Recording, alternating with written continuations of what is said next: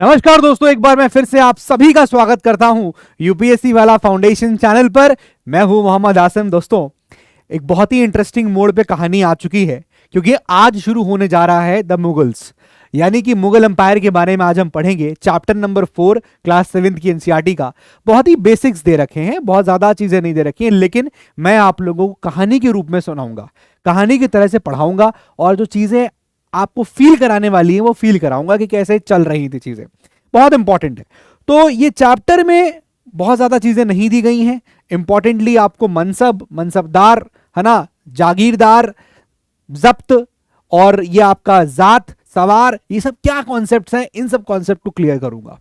ठीक है, लेकिन कहानी सुनना बहुत इंपॉर्टेंट है और ये मुगल्स किस तरह से गद्दी पे बैठते हैं इसको समझाने के लिए मैं आपको थोड़ा सा पीछे ले जाऊंगा लोधी डायनेस्टी पे, ताकि आपको समझ में आए। जब मैं आखिरी वाला लेक्चर मैंने पढ़ाया, ये जो आपका इससे पहले लेक्चर मैंने लिया चैप्टर नंबर 3 का, उसमें मैंने आपको एंड यही करके किया था कि भाई सैयद एंड लोधीज थे जो दिल्ली सल्तनत के लास्ट में आते हैं, है ना। तो यही हायरार्की था कि पहले स्लेव डायनेस्टी थी, फिर आपके खलजीज आए, फिर उसके बाद तुगलक्स देखने को मिले, देन सैयद्स मिले एंड देन लोधीज मिले, फिर उसके बाद लोधीज के बाद सीधे मुगल एम्पायर आया। तो ये ट्रांसफॉर्मेशन कैसे हुआ ये भी समझना जरूरी है ताकि आप दोनों चैप्टर्स के बीच में लिंक बना सको। डिटेल में चीजें बड़ी क्लासेस में आएंगी, लेकिन मैं आपको वो ट्रांसफॉर्मेशन बताऊंगा।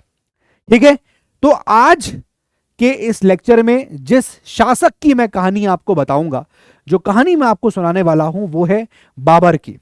ठीक है, और ये कैरेक्टर जो है ना हिस्ट्री का, ये बहुत ही इंपॉर्टेंट कैरेक्टर है क्योंकि ये बहुत अच्छे मैसेजेस देता है। ऐसा नहीं है खुद वो कुछ कहता हो, लेकिन उसकी जीवनी, जिस तरह का उसका जीवन था, उससे शायद हम लोग बहुत कुछ सीख सकते हैं। वो चीज मैं आपको आज यहां पर डिस्कस करने वाला हूं। तो चलिए शुरू करते हैं। यही मेरा आज का लेक्चर का आउटलाइन रहेगा। पहले आपको लोधी डायनेस्टी के बारे में बस आउटलाइन दूंगा ताकि आपको ये क्लियर हो जाए कैसे मुगल्स यहां पर आए, ठीक है, कैसे स्टैब्लिशमेंट हुआ मुगल एम्पायर का, और हम बाबर के बारे में डिस्कस करेंगे। एंड देन मुगल्स के टाइम पे चलने वाला ये जात क्या था, रैंक जो बोलते हैं, सवार, कैसे इनकी रैंकिंग्स बनती थी, मनसब क्या होता था, मनसबदार कौन थे, जागीरदार, जागीर, ये सब चीजों को समझेंगे। ठीक है, तो चलिए शुरू करते हैं। अब देखो यार, सबसे पहले अगर मैं आज आपको इस लेक्चर को शुरू कर रहा हूं तो पहले मैं आपको लोधी डायनेस्टी के बारे में थोड़ी बहुत चीजें बताना चाहूंगा। Lodhi dynasty very important. अब हायरार्की आपको क्लियर होगी। मैंने आपको लास्ट लेक्चर में स्लेव डायनेस्टी बता रहा था, उसी में हमको थोड़ा बहुत हमें खलजीज के बारे में पता चला, जहां मैं आपको अलाउद्दीन खिलजी के बारे में बताता हूं, तुगलक्स के बारे में था। ठीक है, तो इस तरह से करते करते सैयद एंड देन लोधीज। लोधीज के बारे में जब हम बात करेंगे तो सबसे इंपॉर्टेंट पहली चीज आती है कि लोधी का यहां पर फाउंडर कौन था, लोधी डायनेस्टी का। सबसे पहली चीज लिख लीजिएगा, बहलोल लोधी। बहलोल लोधी, बहलोल लोधी ने लोधी डायनेस्टी को फाउंड किया था। अब ये जो बहलोल लोधी था, तीन इंपॉर्टेंट रूलर्स के बारे में है यहां पर, यही बता देता हूं। बहलोल लोधी, बहलोल लोधी के बाद आपको मिलेगा नेक्स्ट निजाम शाह। निजाम शाह, और इसका लड़का था, एक्चुअली इसने टाइटल ले रखा था, नाम उसका आ गया था सिकंदर लोधी। सिकंदर लोधी नाम उसका निजाम शाह था, ध्यान रखिएगा। एंड देन थर्ड लास्ट वो था इब्राहिम लोधी, वो था इब्राहिम लोधी। इन तीन के बारे में हमेशा लोधी डायनेस्टी में चर्चाएं रहती हैं, इन तीन रूलर्स के बारे में। जब मैं बहलोल लोधी की बात कर रहा हूं, बस कहानी समझिएगा क्या है। बहलोल लोधी दोस्तों एक ऐसा शासक था जो मैं ये कह सकता हूं कि बहुत ही अच्छा पर्सनालिटी, उसके ट्रेट ये था कि वो क्राइसिस जब होती थी ना, कभी कोई दिक्कत आएगी साम्राज्य के अंदर, तो उसको सॉल्व करना जानता था। तो ये बहुत ही अच्छे तरीके से क्राइसिस को हैंडल कर लेता था और यही उसको बहुत डिफरेंशिएट करता था अदर रूलर से। क्योंकि दिक्कत यही होती है कि अगर क्राइसिस आया और अगर आपका राजा उसको सॉल्व नहीं कर पा रहा है तो काहे का राजा फिर। समझ रहे हो, ये आपको भी सीखना है भाई। अगर आपके लाइफ में कोई प्रॉब्लम आती है, उस प्रॉब्लम को लेकर रो मत, कह रहे भैया प्रॉब्लम आ गई क्या करें, रो मत यार। एवरीथिंग इन दिस लाइफ, इस दुनिया में हर एक चीज आपकी कभी भी प्रॉब्लम नहीं है, it is always a challenge. अगर इस नजरिए से देखोगे किसी चीज को तो शायद आप कभी रोगे नहीं। ठीक है, हमेशा समझना कोई भी चीज आ रही है जीवन का चैलेंज है, उस चैलेंज को हमें टैकल करना है। रोना धोना नहीं है कि पकड़ गए, सर पकड़ के बैठ गए, रोने लग गए कि क्या हो रहा है। तो बहलोल लोधी ये बहुत ही अच्छा मैसेज देता है कि भैया ये जो आदमी था ये क्राइसिस को बहुत अच्छे से हैंडल कर लेता था। ठीक है, और दूसरी चीज जो थी वो ये कि ये बहुत ही अच्छा डिप्लोमैट था। ये दो कैरेक्टरिस्टिक अगर किसी इंसान के अंदर है तो बहुत बढ़िया ऑफिसर बनता है वो। भाई बहुत ही अच्छा आईएएस ऑफिसर, तो आईएएस ऑफिसर की कैरेक्टरिस्टिक समझ रहे हो क्या? एक बहुत अच्छा क्राइसिस हैंडल करने वाला हो। अगर आप आईएएस अधिकारी बन रहे तो क्राइसिस हैंडल करना आना चाहिए। और दूसरा, बहुत ही अच्छा ये डिप्लोमैट था, ग्रेट डिप्लोमैट। बात समझ में आ रही है? 1479 में इसने जो है शारिकी किंगडम पे कब्जा कर लिया था जाके। समझिएगा जरा इसको यहां पर। अब शारिकी किंगडम चल रही थी, शारिकी किंगडम था, ठीक है। तो शारिकी किंगडम को 1479 में जाके इसने कैप्चर कर लिया था। शारिकी किंगडम इंपॉर्टेंट है बहुत। ये चीजें थी बहलोल लोदी के साथ। तो Bahlol Lodi when he sits on the throne, जब लोदी डायनेस्टी आती है, अब लोदी डायनेस्टी कैसे आती है उस पर नहीं जाएंगे वरना हमें बहुत पीछे जाना पड़ेगा। तो लोदी डायनेस्टी के लिए याद रखिए कि लोदी डायनेस्टी जब आई तो बहलोल लोदी बना। शारिकी किंगडम ये उस वक्त कहां पर थी? ये आपकी जौनपुर के अराउंड थी, जौनपुर, ठीक है। तो 1479 में ये इसको कैप्चर कर लेता है। ये बात इंपॉर्टेंट ध्यान रखिएगा। अब जब ये लोधी डायनेस्टी सेटअप हुई तो लोधीज में एक बहुत इंपॉर्टेंट थ्योरी चलती थी और उस थ्योरी को हम लोग बोलते हैं थ्योरी ऑफ किंगशिप। बहुत ही अच्छी और इंपॉर्टेंट थ्योरी है, थ्योरी ऑफ किंगशिप। कहे कि अफगान्स की। अब जरा समझिएगा क्या है ये, क्या है ये। देखिए, जो राजा हुआ करता था लोधीज के टाइम पे, वो अपने आप को नोबल्स के बराबर मानता था। सिंपल कहानी, जैसे कि प्रधानमंत्री प्राइम मिनिस्टर है, ही इज, क्या बोलते हैं, he is a minister, he is prime among the other ministers, he is the moon among the, he is the star, मतलब he is the sun among the other stars, है कि नहीं? तो यही है ना कि भाई जो राजा था वो अपने आप को नोबल्स के बराबर मानता था। तो थ्योरी ऑफ किंगशिप क्या कहती है? Equality of the king with nobles, कि राजा जो है वो नोबल्स के समान है। ये एक बहुत ही अच्छी क्वालिटी होती है जब भी राजा अपने आप को अपने नोबल्स के और अपने प्रजा के साथ मिला के चलेगा तो उसके साम्राज्य में कोई दिक्कत नहीं होने वाली। यही प्रॉब्लम थी ना, यही चीज डिफरेंट राजाओं ने गलती करी। जैसे कि फॉर एग्जाम्पल आप देखोगे कि अभी आगे देखोगे इब्राहिम लोदी। इब्राहिम लोदी जब आया, गद्दी बैठा, देखो पहले सुनो, बहलोल लोदी, बहलोल लोदी के बाद निजाम शाह आया। Nizam Shah, he is basically called as Sikandar Lodi, ठीक है। निजाम शाह का निजाम खान नाम था उसका, इसको आप ठीक कर सकते हैं, निजाम खान, निजाम खान, ठीक है। इसका सिकंदर लोदी। और जब सिकंदर लोदी आया तो उसने क्या किया, बड़े इंपॉर्टेंट स्टेप्स लिए। जैसे उसने एप्सियोनिक सिस्टम बनाया, ठीक है, जासूसी का सिस्टम बनाया, बड़ा अच्छा उसने, और भी बहुत सारी पॉलिसीज कर ली थी। जैसे उसने गज सिकंदरी, लैंड मेजरमेंट का तरीका और निकाला। ये सब चीजें थी, हम बाद में पढ़ेंगे लोधी डायनेस्टी में। लेकिन मैं बता रहा हूं कि बहलोल लोधी, निजाम शाह यानी सिकंदर लोधी, और इसी ने स्टैब्लिश किया क्या सिटी, आगरा। कई बार पूछा जाता है कि आगरा किसने साउंड किया, सिकंदर लोधी। और फिर आता है इब्राहिम लोधी। लेकिन इब्राहिम लोधी की दिक्कत क्या थी दोस्त, जरा वो समझो। इब्राहिम लोधी की दिक्कत क्या थी कि ये डिसरिस्पेक्ट कर रहा था अपने नोबल्स को, डिसरिस्पेक्टेड हिज नोबल्स। वो अपने नोबल्स को यहां पर बहुत ज्यादा डिसरिस्पेक्ट कर रहा था। अब ये बहुत बड़ी गलती थी जो इब्राहिम लोधी ने करी, समझ रहे हो भाई? आपके जो फैमिली ट्री में लोग हैं, लोधी डायनेस्टी का तरीका है वो है theory of kingship. Raja nobles के बराबर से बैठ रहा है, उठ बैठ रहा है, खा पी रहा है। लेकिन इब्राहिम लोधी ने अपने नोबल्स के साथ बदतमीजी करना शुरू कर दी। उनको इज्जत नहीं देता था, उनको एकदम कूड़े समान समझता था। यही गलती करी थी अलाउद्दीन खिलजी से पहले जो था जलालुद्दीन खिलजी ने। उसने भी क्या किया, उसने बलबन के लोगों को अपनी हाई पोस्ट दे दी। तो जो लोग थे खिलजी खलजीज के, वो नोबल्स, वो गुस्सा आ गए कि भैया हमको नहीं दिया, बलबन के लोगों को पोस्ट दे दिया। बलबन ने भी यही किया, यही गलती बलबन ने करी। उसने अपने ना लोगों को देकर दूसरे लोगों को पोस्ट दे दिया था। तो जब भी आप अपने लोगों को कॉन्फिडेंस में नहीं लोगे तो वो लोग तो आपके खिलाफ जाएंगे ही जाएंगे, वो लोग तो जाएंगे खिलाफ। इसीलिए एक अच्छे लीडर की पहचान ये होती है कि वो अपनी पूरी टीम को साथ लेके चलता है। और अगर ये क्वालिटी आप मिस कर रहे हैं तो आप समझ लीजिए कि आप जिला चलाने के लायक नहीं है। ये सब चीजें देखी जाती हैं, क्योंकि अगर आप एक अफसर हैं तो आप अपने नीचे वालों से कैसे बात करेंगे, इंटरव्यू का पार्ट, एथिक्स का पार्ट बनेगा। वो यहां से आपको समझना है। यही तो कहते हैं ना, हिस्ट्री से सीखने को मिलता है। बहलोल लोधी वो इसीलिए बहुत अच्छा था, मैंने बोला he was a very good crisis handler and वो बहुत अच्छा डिप्लोमेट था। लेकिन इब्राहिम लोधी ने गलती कर दी, वो अपने नोबल्स को उसने इज्जत देना बंद कर दी। अब इसकी इब्राहिम लोधी की पॉलिसीज जो थी बड़ी खराब थी, इर्राशनल पॉलिसीज। इर्रेशनल पॉलिसीज, बात समझ रहे हो, पॉलिसीज बेकार हो गई भाई। और इसकी इर्रेशनल पॉलिसीज से और नोबल्स को डिसरिस्पेक्ट करने की वजह से लोग इससे बहुत परेशान थे।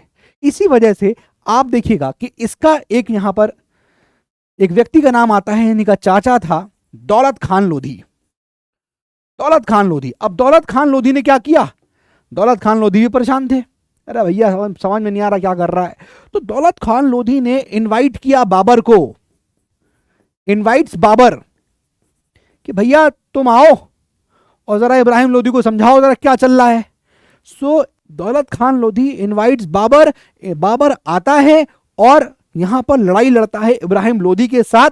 जरा समझिएगा, इसको लिख लीजिए, यहां पर लड़ाई लड़ता है इब्राहिम लोधी के साथ। And this was the first battle of Panipat 1526, जिसमें इब्राहिम लोधी हार जाता है, बाबर जीत जाता है और बाबर इसके बाद हिंदुस्तान के अंदर मुगल एम्पायर की स्थापना करता है। कहानी क्लियर हो गई कैसे मुगल एम्पायर आया, इसलिए मैंने आपको लोधी डायनेस्टी इन शॉर्ट बताया। तो यहां पर क्या हुआ लिखिएगा, first battle of Panipat, first battle of Panipat. ठीक है दोस्त, नोट करिएगा। और ये किस किस के बीच में हुई, इधर आप लिख लीजिए बाबर, इधर आप लिख लीजिए बाबर, और इधर आप लिख लीजिए इब्राहिम लोधी।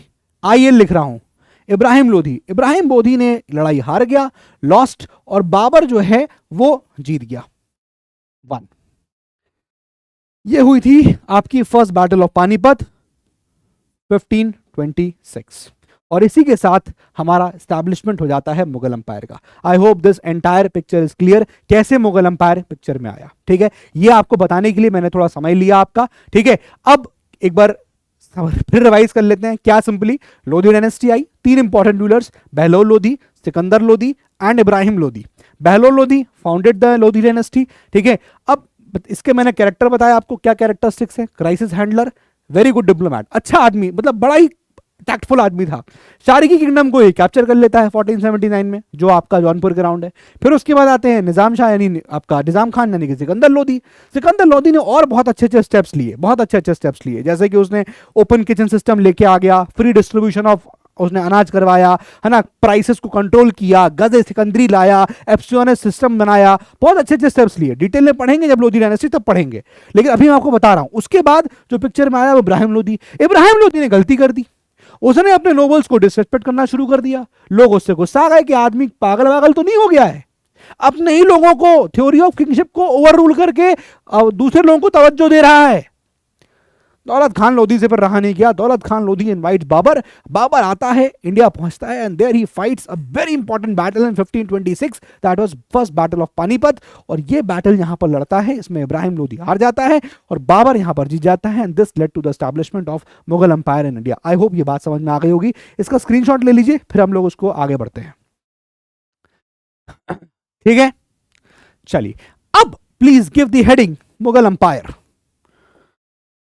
हेडिंग डाल दीजिए यहां पर आप लोग, मुगल एम्पायर।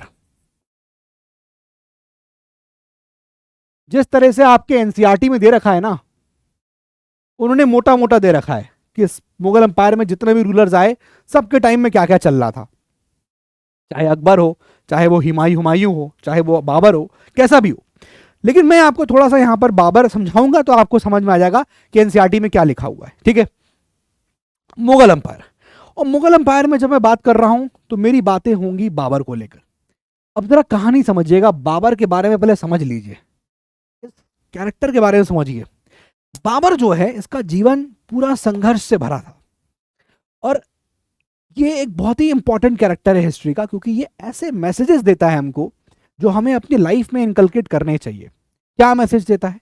बाबर का जो जीवन था ना, बाबर का जीवन पूरा लड़ाई लड़ाई लड़ाई लड़ाई लड़ाई करते करते निकल गया। वो अपने पूरे जीवन में लड़ता ही रहा, वो संघर्ष करता रहा, ही केप्ट ऑन फाइटिंग, लड़ता रहा लड़ता रहा लड़ता रहा, और आखिरी में आके उसको मंजिल मिलती है जब वो इंडिया में स्टैब्लिश करता है मुगल एम्पायर।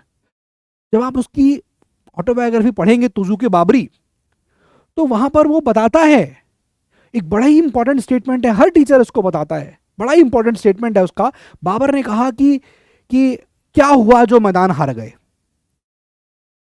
अदम्य साहस और इच्छा शक्ति, अभी नहीं हारे। ये वो लाइन बोलता है कि क्या हुआ जो मैदान हार गए, अभी सब कुछ नहीं हारे, अदम में साहस और इच्छा शक्ति, जो सर झुकाने और कटाने को तैयार नहीं। तो वो ये चीज बोल रहा, आप मैसेज देख रहे हो बाबर का।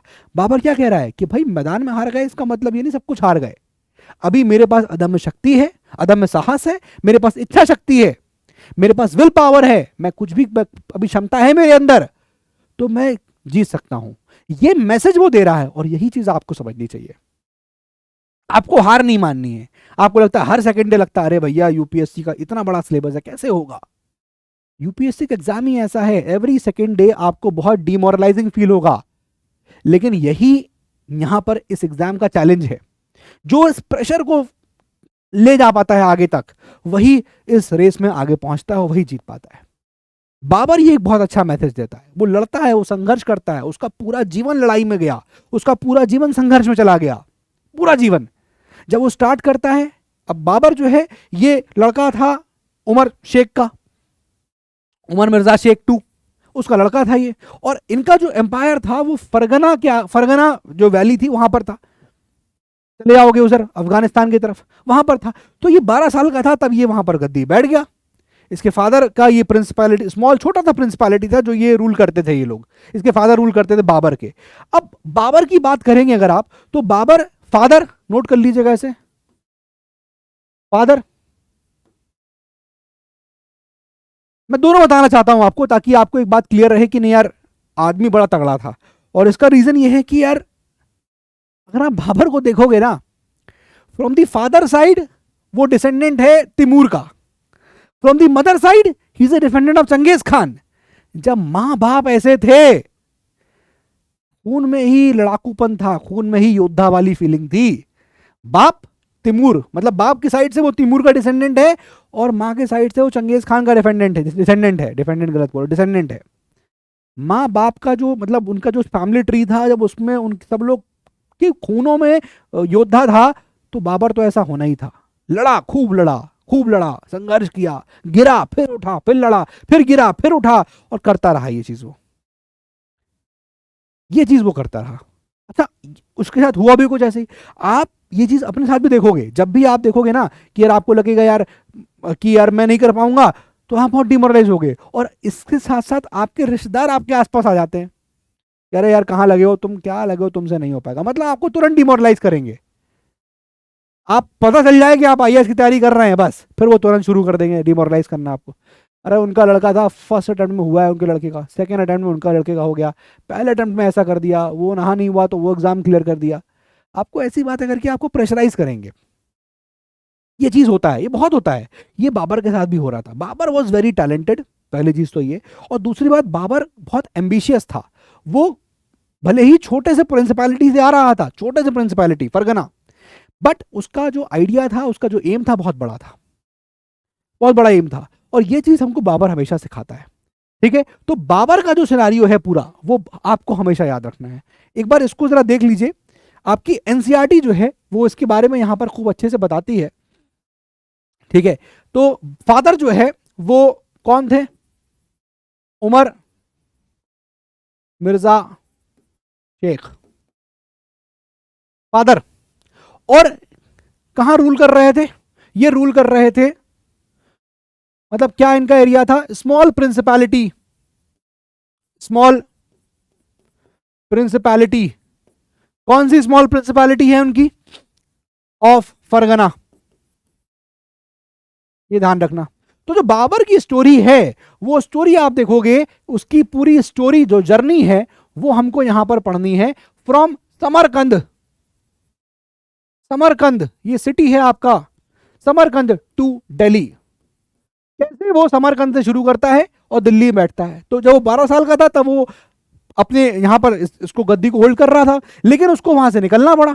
ठीक है, वहां से वो निकला बाबर, और जब ये निकला तो आप देखोगे कि ये पहुंचा फिर कहां, काबुल। ये काबुल पहुंचा, अफगानिस्तान। समझना जरा बात को, बहुत इंपॉर्टेंट है। अभी कहां पहुंचा, काबुल पहुंच गया। काबुल पहुंच के इसने 1504 में अपने आप को वहां का किंग डिक्लेयर कर दिया। उसने अपने आप किंग डिक्लेयर कर दिया। सर कोई क्या विद्रोह नहीं हुआ, नहीं हुआ, क्योंकि जो वहां के लोग थे, उनके जो रूलर्स बड़े वीक थे और वो ऐसे ही गिव अप कर गए। तो उसने अपने आप को 1504 में वहां का किंग डिक्लेयर कर दिया। He became the king. अब जब वो राजा बना तो उसने अपने वहां के लोगों को, प्रजा से प्रॉमिस किया कि मैं जो भी जीतूंगा वो तुमको लाके दे दूंगा। काबिल को लोग बड़े खुश और उसको राजा मान लिया कि भैया ठीक है, ये जीतेगा तो हमको लाके दे देगा सब चीजें। 1504 ही बिकेम द किंग। अब जब वो किंग बन गया यहां पर, अब इसकी पहले तो आप वो डिसेंडेंट देख लो ताकि आपको ये चीज एकदम दिमाग में रहे। मैं बाबर के आपको वो बताना चाहता हूं, देखो ये भी आप नोट कर लीजिए कि फ्रॉम द फादर साइड अगर आप देखोगे, फादर साइड तो वो तिमूर का डिसेंडेंट था, और अगर आप मदर के साइड से देखोगे तो वो चंगेज खान का डिसेंडेंट था सॉरी। और जब ऐसा होना है तो डेफिनेट सी बात है, वॉरियर बाय ब्लड हम कह सकते हैं कि वो खून से ही योद्धा था। वॉरियर बाय ब्लड, खून में ही उसके योद्धा जो है वो बसा हुआ था। ठीक है ना, बात समझ में आ रही है कि नहीं आ रही है? अब यहां पर हुआ यही कि काबुल का जब राजा बना तो वहां पे एक ज्योतिषी थे। जब राजा बना तो वहां पर काबुल में एक ज्योतिषी था। अब ज्योतिषी ने जो है बाबर से कह दिया कि तुम जो है पानीपत की लड़ाई नहीं जीत पाओगे। तो बाबर ने कहा कि यार तुम ऐसी बातें कैसे कर सकते हो कि मैं पानीपत की लड़ाई नहीं जीत पाऊंगा। तो बाबर ने कहा नहीं, अब तो मैं तुमको जीत के दिखाऊंगा। इतना ज्यादा हौसला उसके अंदर था, बाबर के अंदर। उसने कहा नहीं, तुमने ये बोल कैसे दिया, तुम ज्योतिषी, तुम मुझे भविष्यवाणी कर रहे हो कि मैं जीत नहीं पाऊंगा, अब मैं तुम्हें दिखाता हूं। इस तरह के एटीट्यूड वाले लोग, ये आपको भी बनना चाहिए। यही मैं कह रहा हूं ना, बाबर कई मैसेज देगा, वो एक और मैसेज दे रहा है। यहां उसका मैसेज घमंड से मत देखिए, यहां पर ये देखिए कि उसने कहा कि मैं करके दिखाऊंगा तुमको। वही if there is a will there is a way. अगर यहां पर आपके अंदर वो साहस है तो वो लड़ने जाएगा, और लड़ने गया। आप भी लड़ेंगे, आपके अंदर है, कोई आपसे बोल देगा, आपके रिश्तेदार, अरे भैया तुमसे आईएएस एग्जाम नहीं निकलेगा, तुम निकाल के दिखाओ, अपने ईगो पे ले लो ना, तुमने बोल कैसे दिया, करके दिखाओ। और जब एग्जाम सेलेक्ट हो जाओ तब बुलाओ उनको फोन करके, क्या बोल रहे थे आप। इन लोगों का तुरंत नजरिया बदल जाता है। एग्जाम से पहले बोलेंगे अरे इसके बस की नहीं है, होगा नहीं उससे, होगा नहीं उससे, अरे तुम नहीं कर पाओगे वो। और जैसे एग्जाम क्लियर हो जाएगा फिर उसका इनका एकदम इनका वर्डिंग्स बदल जाएंगे। अरे भैया हम तो पहले ही कहते थे लड़का बड़ा तेज है, हम तुमको बोलते थे ऐसे ही उकसाने के लिए, तुम एकदम ऐसे हो जाओ। तो जैसे ही आप सेलेक्ट होंगे दुनिया का नजरिया आपको देखने का बदल जाएगा। ये शो करता है कि इंसान का वैल्यू और स्टेटस सिर्फ इसलिए नहीं है कि वो इंसान है, कुछ एडिशनल चीज आपके पास है तो ही आपकी इज्जत है। ये जो दुनिया में बातें होती है ना कि अरे इंसान की इज्जत करनी चाहिए, कोई इज्जत नहीं करता है। इम्प्रैक्टिकल बात कर मत करो। अगर ऐसा होता तो रिक्शे वाले की भी इज्जत हो रही होती, लेकिन ऐसा नहीं है ना। कुछ एडिशनल चीज आपको लेके साथ चलनी है अपने, तभी आपकी पूछ होगी। ज्योतिषी ने बोल दिया तुम नहीं जीतोगे। यहां पर ये चीजें जो है उसको बुरी लग गई। बुरी क्या लग गई, उसने अपने उस पर ले लिया, क्या ये कैसे हो सकता है। अब यहां पर जब उसने ऐसा बोला तब भैया का मैं जाऊंगा, और वो जाता है। और दौलत खान लोधी फिर उसको न्योता देता है हिंदुस्तान से बैठ के। दौलत खान लोधी कहता है आओ, और दौलत खान लोधी जो है वो न्योता देता है, और बाबर पहुंच जाता है इंडिया। पानीपत में लड़ाई होती है, first battle of Panipat 1526 Ibrahim Lodhi के साथ, और इब्राहिम लोधी को हरा देता है। अब यहां पर एक कैलकुलेशन मिस्टेक हो गई दौलत खान लोधी से। क्या कैलकुलेशन मिस्टेक हुई जरा वो समझ लेते हैं। देखो जरा, समझना है दोस्त, चीजों को समझना है बस। देखो कैलकुलेशन मिस्टेक देखो जरा, कैलकुलेशन मिस्टेक ऐसी हेडिंग कभी आपको कोई दिखाएगा हिस्ट्री के अंदर, लेकिन मैं आपको लिख रहा हूं ताकि आप समझो उस चीज को। समझना है, कॉन्सेप्ट समझना है। कैलकुलेशन मिस्टेक क्या हुई वो देखो जरा। कैलकुलेशन मिस्टेक उस दौलत खान लोधी से ये हुई कि दौलत खान में मैं खाली इनिशियल्स लिखूंगा। दौलत खान लोधी से दिक्कत क्या हुई, क्या कैलकुलेशन मिस्टेक हुई कि वो ये एसेस नहीं कर पाया कि बाबर एक एक्सपेंशनिस्ट है और बाबर अपना टेरिटरी आगे बढ़ाना चाहता है। दौलत खान लोधी ये नहीं देख पाया। उसने इनवाइट तो कर दिया बाबर को, गया दौलत खान लोधी ने हाथ जोड़े, गिड़गड़ाया बाबर के सामने कि भैया तुम आओ इब्राहिम लोधी को मारो। बाबर आया, लेकिन दौलत खान लोधी को लगा कि ये मार के चला जाएगा वापस, हम हेल्प मांग रहे हैं, आया हेल्प मांगेंगे, मार देगा, चला जाएगा वापस। लेकिन ऐसा नहीं हुआ। यही कैलकुलेशन मिस्टेक थी दौलत खान लोधी की, और यही हुआ। जैसे फॉर एग्जाम्पल, जैसे देखिएगा पृथ्वीराज चौहान की गलती थी। पृथ्वीराज चौहान से गलती हुई और उसकी गलती की वजह से इस्लामिक रूलर मोहम्मद गजनी, मोहम्मद गौरी आके बैठ गया। समझ रहे हो उस चीज को आप? देखो पहली क्या गलती हुई, देखो यहां पर जैसे एग्जाम्पल देखो इतिहास कैसे पलट बदलता है, ये रिपीट करता है। पृथ्वीराज चौहान, पृथ्वीराज चौहान इनसे गलती हुई तो कौन आ गया? तो कौन आ गया? मोहम्मद गौरी, मोहम्मद गौरी आ गए। सिमिलरली सिमिलरली आप देखो किससे गलती हुई? सिराजुद्दौला से गलती हुई, सिराजुद्दौला से गलती हुई तो कौन आ गया? East India company. ये दोनों ही लोग ये भाप नहीं पाए कि ये लोग एक्सपेंशनिस्ट हैं। महमूद ऑफ गजनी आया, लूटपाट करके चला गया वापस, प्लंडर करके। पृथ्वीराज चौहान ने ये एसेस नहीं किया कि मोहम्मद गौरी जो है वो एक एक्सपेंशनिस्ट है, वो उसने इसको हराया। First battle of Tarain Prithviraj Chauhan को मार देना चाहिए था, नहीं मारा, छोड़ दिया, ये गलती कर दी। एक्सपेंशनिस्ट था क्योंकि ये, और इसलिए दोबारा ये आया और सेकंड बैटल ऑफ तराइन में इसने पृथ्वीराज चौहान को हरा के मोहम्मद गौरी ने इस्लामिक रूल सेट कर दिया इंडिया में। ठीक है, यही चीज सिराजुद्दौला ने किया। सिराजुद्दौला उसने भी एसेस नहीं किया कि ईस्ट इंडिया कंपनी जो है वो एक्सपेंशनिस्ट है, अलाउ कर दिया चीजें, ईस्ट इंडिया कंपनी आके बैठ गई। वैसे ही यहां पर दौलत खान लोधी, दौलत खान लोधी ने भी ये एसेस नहीं किया और उसकी गलती यही थी कि चूंकि इसने एसेस गलत किया, दौलत खान लोधी जब यहां पर बुलाता है बाबर को, तो बाबर जो है वापस आके मुगल अंपायर की स्टैब्लिशमेंट कर देता है। ये एक बहुत इंपॉर्टेंट एनालिसिस है जो आपको करना चाहिए। कैलकुलेशन मिस्टेक जब जब भारत में हुई है तो नीचे तख्ता पलट हुआ है। और इंडिया का जो ना एंट्री पॉइंट है, एंट्री पॉइंट आप देखोगे कि भारत का कुछ ऐसा, तो ये एंट्री पॉइंट है इंडिया के। जब भी इस जगह पे लड़ाइयां हुई हैं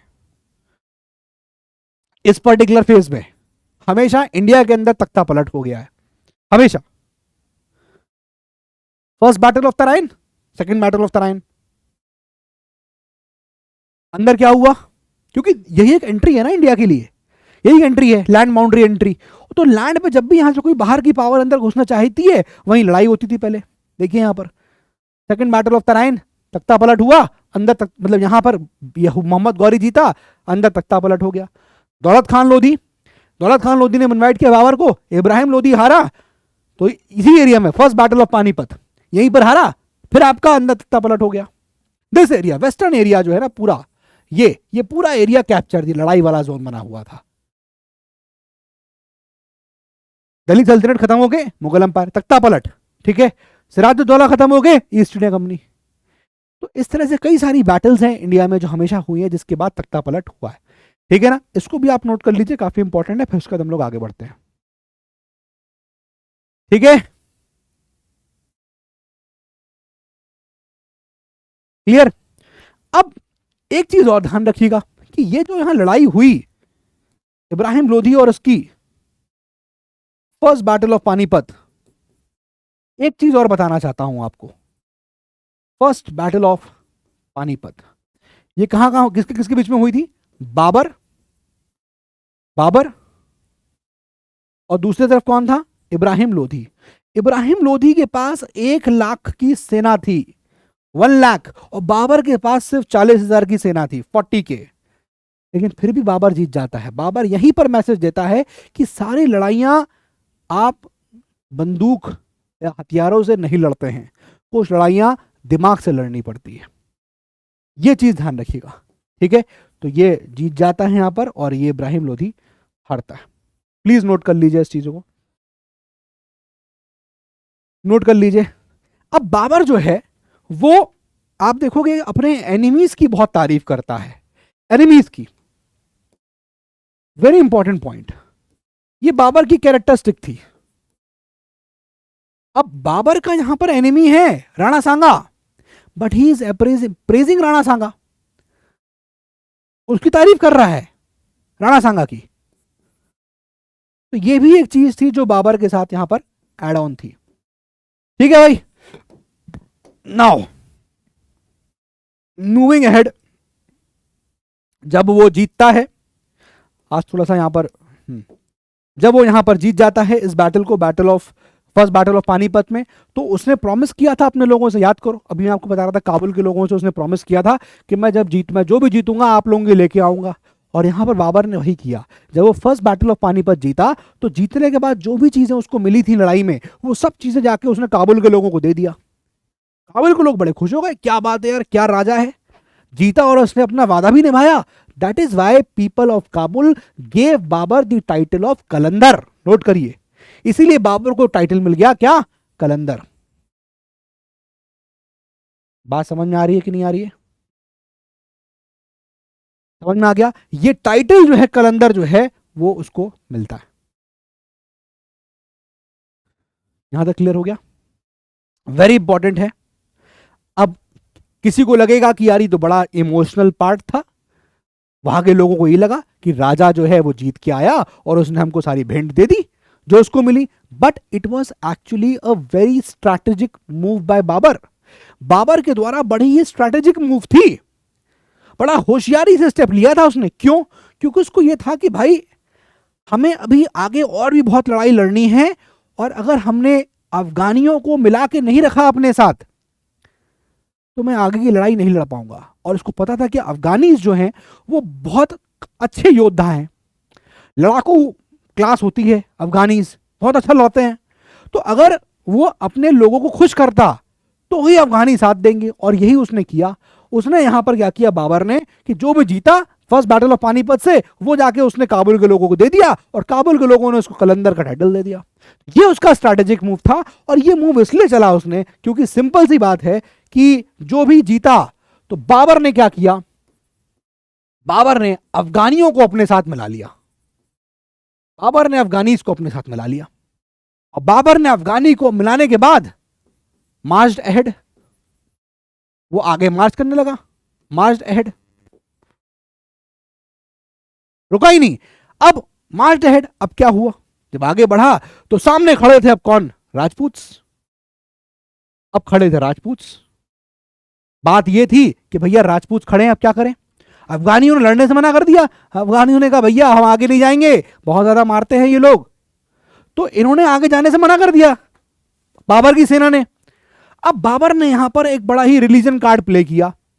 उसने कहा कि तुम लोग नहीं जाओगे, उसने कहा नहीं जाएंगे भैया, बहुत बुरी तरह मारते हैं। तो उसने रिलीजियस कार्ड प्ले किया कि यार मुसलमान हो, वो हिंदू है, उसने ये कार्ड प्ले किया। लेकिन आप देखो, एक बात एनालाइज करो कि बाबर जो है वो खाली ये कार्ड प्ले कर रहा है, खाली वो कार्ड प्ले कर रहा है। मतलब उसका ये ऑब्जेक्टिव नहीं है कि हिंदू मुस्लिम लड़ाई करवाना। वो एक पॉलिटिकल वॉर थी बाबर के लिए, हमेशा से एक पॉलिटिकल वॉर थी, क्योंकि ही वाज एन एक्सपेंशनिस्ट। उसको तो अपना राज्य बड़ा करना था, अब चाहे वो कैसे भी करे। वो तो लोगों के सेंटिमेंट्स को उसने दबा दिया, और अफगानी तैयार हो गए, चलो चलते हैं। तो वो आगे बढ़े राजपूत के अगेंस्ट। अब क्या होता था, मुगल बहुत स्ट्रांग होने लगा, मुगल अंपायर बहुत स्ट्रांग हो गया। तो जो लोग मुगल अंपायर के कैंपेन के अगेंस्ट चले जाते थे, उनके खिलाफ वो कैंपेन कर देता था, चढ़ाई कर देता था। और जो लोग, बहुत सारे ऐसे राजपूत भी थे जो मुगल्स के साथ मिल जाते थे। तो बोथ साइड्स यहां पर था, बोथ सिनारियो था, जहां पर क्या हुआ कि बाबर के साथ बहुत ज्यादा राजपूत जो है वो मिल गए, है ना। कैसे और हुआ क्या, ये कैसे पॉसिबल हुआ? ये पॉसिबल हुआ मैट्रिमोनियल अलायंस से, शादी, मैट्रिमोनियल अलायंस। राजपूतों ने अपनी बेटियों की शादी जो है मुगलों के यहां कर दी।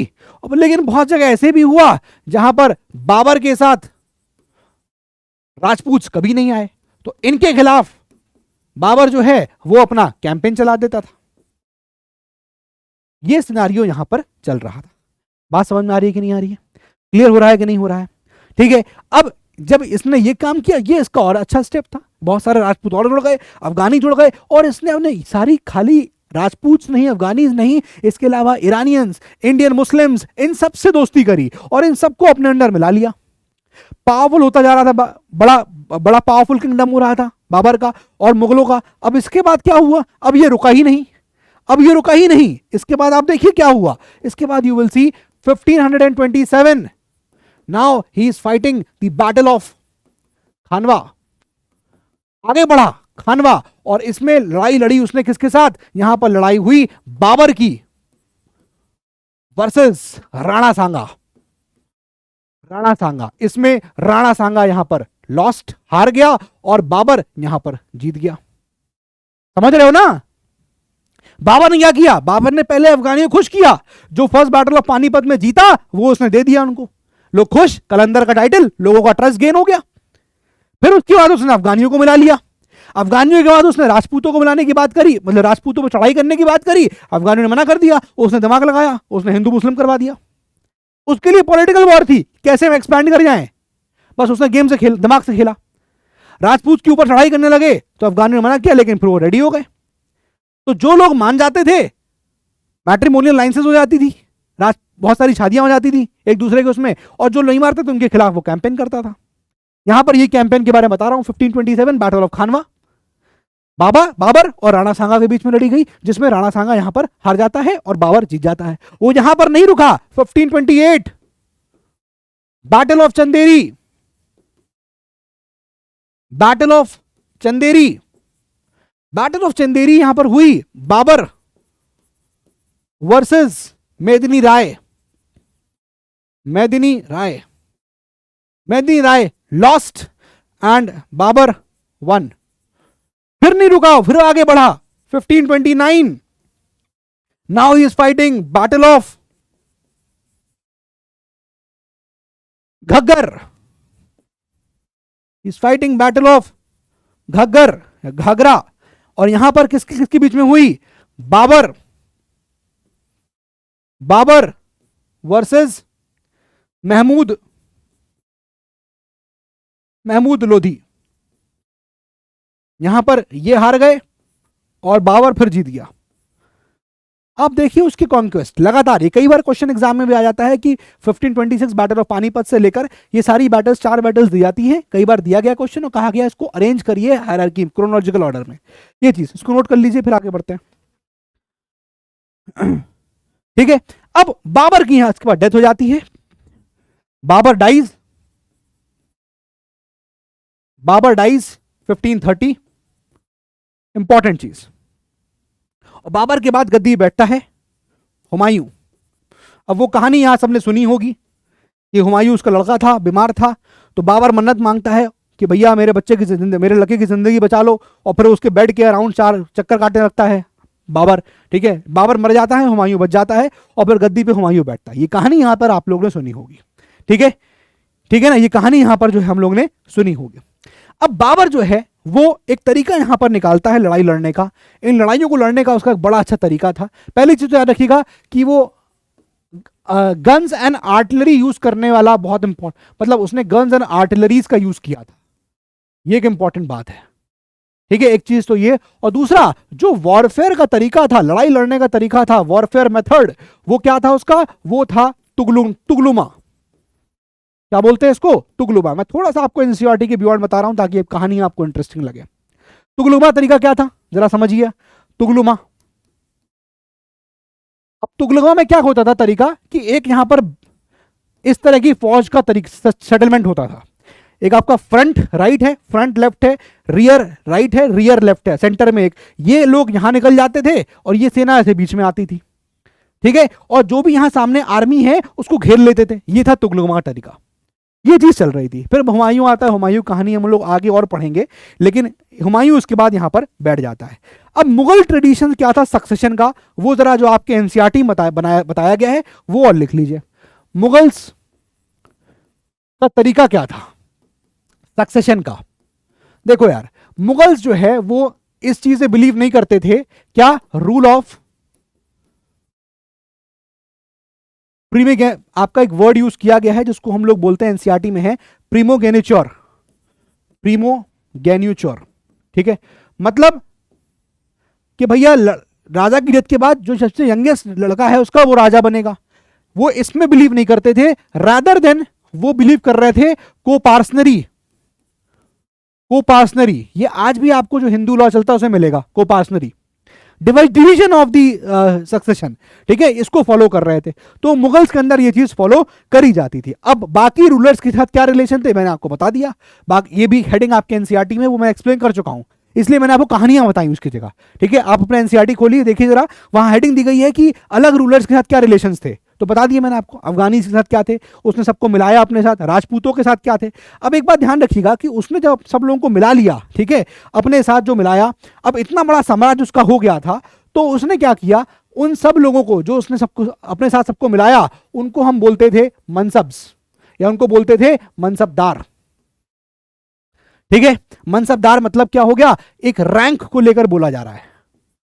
ठीक है, मतलब मनसबदार एक हम कह सकते हैं तरीका है लोगों की चीजों को, लोगों की एक तरीका है जिससे हम लोग क्या, जिससे ये डिफाइन करते थे कि इंडिविजुअल की क्या रैंक होगी। ठीक है ना, तो इंडिविजुअल मनसबदार कौन था, नोट करिएगा, इंडिविजुअल हु होल्ड्स मनसब,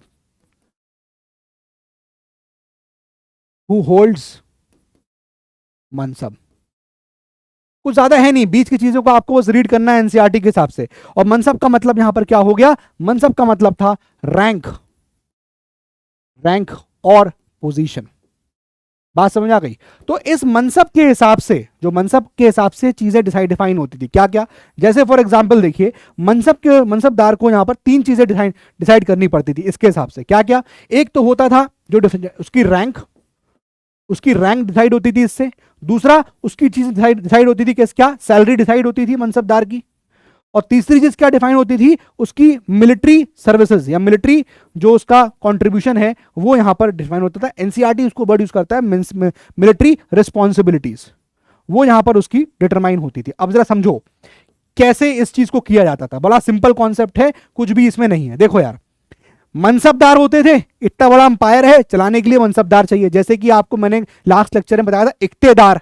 ठीक है, अब यहां पर क्या है, एक कॉन्सेप्ट है मनसबदार का है, वो सेम नहीं है, वो आपका अलग है, जागीरदार के साथ आएगा। लेकिन समझो, मनसब था, मनसब मतलब रैंक, और मनसबदार होते थे। ठीक है, अब ये मनसबदार की रैंक, सैलरी और 3 चीजें इनके ऊपर होता था। तो उस मनसबदार की रैंक और सैलरी अगर डिटरमाइन करनी है तो वो होती थी by the numerical value of जात। ठीक है, और उनकी मिलिट्री रिस्पॉन्सिबिलिटी डिपेंड करती थी सवार पे। सवार मतलब कैवलरी मैन, घोड़सवार कितने हैं, कैवलरी मैन। बात समझ में आ रही है कि नहीं आ रही है, समझना जरा बात को। अब फॉर एग्जांपल, ये रैंक और उसकी सैलरी डिटरमाइन होती है किससे, जात से। मतलब रैंक क्या है आपकी, जैसे फॉर एग्जांपल एक आईएएस ऑफिसर और एक मनसबदार, इसको आप कंपेयर कर सकते हैं, इसको आप कंपेयर कर सकते हैं सेम। अब फर्क ये है कि आज के टाइम पे आईएएस का वर्क जैसे फॉर एग्जांपल सिविल हो गया, मनसबदार यहां पर सिविल काम प्लस क्रिमिनल दोनों कर रहा, सॉरी प्लस, हाँ, सिविल और क्रिमिनल दोनों कर रहा है, ऐसे समझ सकते हैं। देखो, मिलिट्री रिस्पॉन्सिबिलिटी उसी के पास है, लेकिन आईएएस के पास अभी सिविल यहां पर होती है, ऐसे आप समझ सकते हो। ठीक है, तो अगर इसकी रैंक क्या है, सैलरी क्या है, ये डिपेंड कर रही है जात पे। ठीक है, ये डिपेंड कर रही है जात पे। ठीक है, तो क्या रैंक होगी, जात। अब फॉर एग्जांपल मान लीजिए बोल दिया कि किसी की जात जो है वो क्या है, 5000 है, और उसके सवार, घुड़सवार कितने रखने हैं उसको, वो घुड़सवार लेके जाएगा, घुड़सवार को रजिस्टर कराएगा, उसकी ब्रांडिंग कराता था घोड़ों की। ठीक है, फिर उसको सैलरी मिलती थी अपने घोड़ों को, घुड़सवारों को देने के लिए। ठीक है, अब मान लीजिए उसका सवार कितना है, उसका सवार फॉर एग्जाम्पल है 2000। तो ये इंसान का ऐसे लिखा जाता, भाई जात कितनी है इनकी, रैंक क्या है, 5000 रैंक। ठीक है, और इनकी सवार क्या है, 2000। तो घुड़सवार कितने हैं वो। अब रैंक हमेशा पहले आती है, घुड़सवार बाद में आएंगे। मान लो अभी मुगल के एडमिनिस्ट्रेशन में मान लीजिए किसी इंसान का जात जो है ऐसे लिखी हुई है, जाट उनकी 3000 है, और जाट उनकी 5000 है, और मान लीजिए उनका जो सवार है वो आपका है फॉर एग्जांपल 3000। और कभी ऐसे आ जाए कि भाई आपकी जात जो है वो 2000 है और आपके सवार आपके जो है वो 5000 है, या सवार जो है वो 6000 मान लो, तो भी रैंक में यही ऊपर होंगे, क्योंकि जात जो है वो रैंक डिसाइड करेगी। ठीक है, तो यहां पर समझिएगा, जाट 5000, सवार कितने, घुड़सवार 3000। तो घुड़सवार ज्यादा है इसका मतलब ये नहीं कि आपकी रैंक ज्यादा हो गई। वो एक्सेप्शनल केसेस होते थे कि जहां कोई आदमी अगर ऐसे टेरेन पे अपॉइंटेड है जहां टेरेन बहुत टफ है तो वो अलग कैटेगरी हो जाती थी। लेकिन यहां पर ये लोग ज्यादा हाई रैंक पे होते थे, जिसकी जात ज्यादा है, जिसकी रैंक ज्यादा है, वो हायर पोस्ट पे होगा। ये चीज है यहां पर जो आपको समझनी है, मनसबदार। ठीक है, अब जैसे मैंने आपको इक्ता का सिस्टम बताया था, वैसे यहां पर जैसे वहां पर मैंने आपको बताया था कि इक्ता था लैंड का पीस, और उसको मेजर कर, उसको देखभाल करने के लिए कौन था, वहां पर इक्तेदार थे। वैसे ही यहां पर आप देखोगे कि यहां पर कौन थे इस जगह पे, यहां पर थे, इसको बोलते थे, लैंड को बोल रहे थे जागीर, और इसको देखने वाले कौन हो गए? जागीरदार। कौन हो गए? जागीरदार। तो ये जागीर मतलब यहां क्या हो गया? लैंड से हो गया। यहां क्या हो गया? लैंड से हो गया।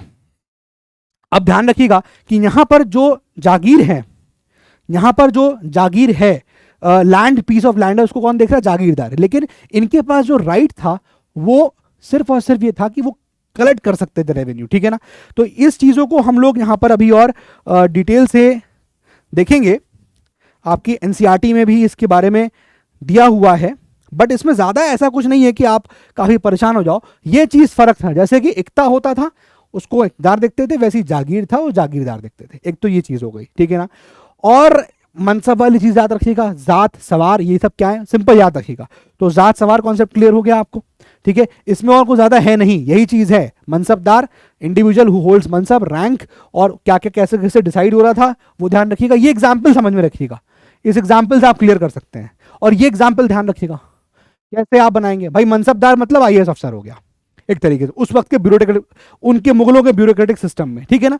यहाँ जात क्या है? 5000, सवार क्या है? 3000। और मान ली किसी की जात 2000 है, सवार भले ही 6000 हो, लेकिन हायरार्की में, रैंकिंग में ये वाला आदमी जो है वो ऊपर होगा, ठीक है। एक चीज ये समझ लीजिएगा। अच्छा, अब एक और आखिरी चीज बची है, मैं आपको बता देता हूं। जात जो है वो रैंक फिक्स कर देता था, जैसा मैंने बताया, फिक्स्ड दी रैंक, फिक्स्ड क्या? रैंक एंड सैलरी फिक्स करता था। और आपका एनसीईआरटी जो बता रहा है मैं आपको बता देता हूं, जो मनसबदार होते थे उनको जो पेमेंट होती थी वो उनके रैंक के हिसाब से होती थी, ठीक है। तो वो जो मनसबदार जिनको कैश में पे किया जाता था उसको नकदी कहा जाता था, ठीक है। और जो मनसबदार जिनको लैंड के थ्रू पे कर रहे थे वो जागीरदार हो रहे थे। तो ये जागीरदार वर्ड का यहाँ कॉन्सेप्ट समझ में आपको आना चाहिए कि भैया इसका मतलब ये था कि इनको जो सैलरी है, सैलरी कैसे पे हो रही है? Salary paid in land, land की सैलरी पे कर दी गई, ठीक है। तो उनको क्या बोलेंगे यहां पर? जागीरदार, जागीरदार, ठीक है। ये चीज ध्यान रखिएगा। और यहां पर अच्छा, मनसबदार की जो यहाँ जागीरदार जो थे उनकी लैंड यहाँ पर हेरिडिटरी नहीं थी, ये ध्यान रखिएगा। ऐसा नहीं है कि हेरिडिटरी जैसे इक्तदार में था, लैंड ऑफिस वहां पर हेरिडिटरी नहीं था, है ना। शॉर्ट टाइम के लिए अपॉइंट करते थे, इक्ता देते थे, ठीक है। वो भी यहाँ ध्यान रखिएगा कि जागीरदार भी लैंड जो है वो हेरिडिटरी नहीं थी, ठीक है। बहुत लंबे समय तक भी यहां पर सेम था, बहुत लंबे समय तक भी आप जागीर को होल्ड नहीं कर सकते। एनसीईआरटी इसमें और भी बहुत सारी चीजें बोल रही हैं, मैं आपको 1 मिनट और लेके बता देता हूं। बेसिकली यही है कि ये ऑफिसर्स थे मुगल एडमिनिस्ट्रेशन के, मनसबदार, ठीक है। और ये सब चीजें थी, तो इसमें इतना ही दिया हुआ है। कुछ जो चीजें और हैं दोस्तों रिलेटेड टू आपका जब्त, ठीक है, ये एक टर्मिनोलॉजीज और हैं जो जब्त को लेकर बताती हैं। जब्त क्या था जो आपकी एनसीईआरटी यहां बता रहा है वो भी मैं आपको यहां पर डिफाइन कर देता हूं। जब्त बेसिकली क्या था? रेवेन्यू सिस्टम था जो वो लेके आए थे, ठीक है। ये क्या था? ये रेवेन्यू सिस्टम था मुगल के टाइम का, रेवेन्यू सिस्टम। जब्त कैसे काम कर रहा था, कैसे नहीं कर रहा था, सर्वे किया गया, पीजेंट्स, क्योंकि पीजेंट्स टैक्सेस दे रहे थे, है ना। मेन सोर्स ऑफ इनकम क्या था? वो यही था, टैक्सेस के थ्रू था। तो बेसिकली रेवेन्यू सिस्टम क्या था? उनका जब्त था। तो ये टर्मिनोलॉजीज है जो भी आपको याद रखनी है, खाली इनके बारे में डिटेल से हम लोग बड़ी क्लासेस में पढ़ेंगे। कुछ एक दो चीजें यहाँ पर जो अभी इसमें आपको नहीं आई हैं समझ में, तो उसके लिए मैं क्या कर रहा हूँ कि मैं संडे को सोच रहा हूँ एक क्लास में यहाँ पर शेड्यूल करूँ, I am planning for that. और उसमें आपको कहानियाँ सुनाऊँ, जैसे जो मैंने दलित सल्तनत की कहानी और डिटेल में सुनाऊं, क्या एक्चुअली हुआ। जैसे मैंने आपको आज कहानी सुनाई बाबर की, ऐसे में कहानी सुनाऊं हुमायूं की। ये सब कहानी मैं आपको बताना चाहता हूँ। मिस्टेक्स ऑफ हुमायूं, बड़ा ही एकदम गधा टाइप का इंसान था हुमायूं, वो आपको मैं डिस्कस करूंगा, ठीक है। तो अभी के लिए इतना ही है, मिलते हैं हम लोग अपने अगले सेशन में। अब that's all for today from my side. पढ़ाई करिए, मेहनत करिए। जय हिंद, जय भारत।